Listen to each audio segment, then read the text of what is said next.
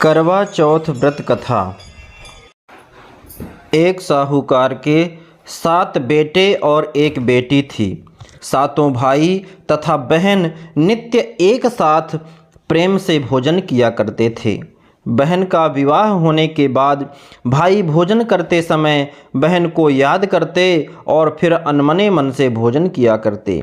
जब कार्तिक से पहले बेटी विदा होकर के घर आई तो घर में खुशियां छा गईं। अब बहन और भाई फिर से मिलकर के बैठ कर के भोजन करने लगे।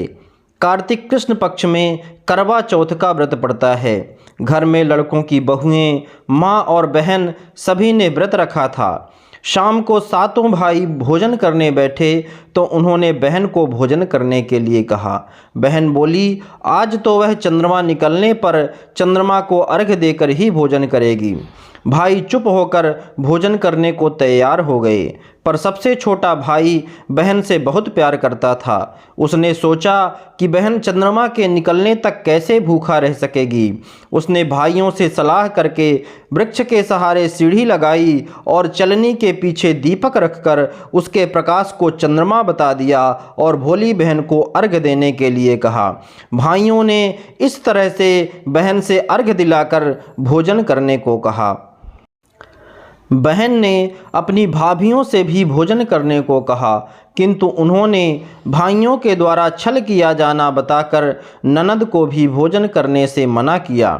फिर भी भोली बहन ने भाइयों के बहकावे में आकर भोजन कर लिया। बहन जब भोजन करने बैठी तो पहले ग्रास में बाल निकला, दूसरा कौर मुंह तक पहुंचने पर कुत्ते ने कान फटफटाए। इस तरह 2 अपशकुनों के बाद भी बहन ने भाइयों के साथ कुछ भोजन कर लिया, लेकिन तभी उसकी ससुराल से उसके पति की तबीयत खराब होने की खबर आ गई। वह छोटे भाई को लेकर जब तक ससुराल पहुंची तब तक पति की मृत्यु हो चुकी थी। वहां उसकी मौत पर भारी कोहराम मचा हुआ था। माँ ने अपनी लड़की को ससुराल भेजते समय समझाया था कि जब वह पति के गांव पहुँचे तो घर जाते समय रास्ते में जो भी बड़े व्यक्ति और स्त्रियां मिलें उनके पांव छूती जाना और आशीर्वाद प्राप्त करना। उसने ऐसा ही किया। जब वह पति के घर पहुँची तो वहाँ का हाल देखकर वह हतप्रभ हो गई। मुख से एक बार चीख निकली और फिर वह गुमसुम सी एक ओर बैठ गई। उसकी सास ने उसे धरती पर पड़े पति के पास ला बिठाया। कुछ देर पीछे वह जोर जोर से डकराने लगी और बोली, हाय, भूल से व्रत को भंग कर दिया। हे गणेश जी महाराज, आप मुझे क्षमा कर दो, मेरा अपराध आप ही क्षमा करोगे। इस तरह वह कहती और जोर जोर से रोती जाती थी। तभी शंकर और पार्वती जी उधर से निकले। पार्वती जी ने हाल जानकर कहा, हे स्वामी, यह तो बहुत कम उम्र में ही विधवा हो रही है। यह अपना शेष जीवन कैसे काटेगी? प्रभु, आप कुछ कीजिए। शंकर भगवान बोले, प्रिय, आपका कहना सही है, किंतु यह अपराध तो गणेश जी के प्रति हुआ है, वही इसे संभालेंगे। उन्होंने गणेश जी से उसे सुहागिन बने रहने के लिए कुछ करने को कहा। तब गणेश जी ने व्रत खंडन करने की उसकी भूल को क्षमा कर दिया और कहा कि वह अब अगली करवा चौथ का व्रत करने में भूल ना करे। तब उसका पति राम राम कहकर उठ बैठा और बोला, मैं तो आज बहुत सोया हूँ। तब घर में आनंद छा गया।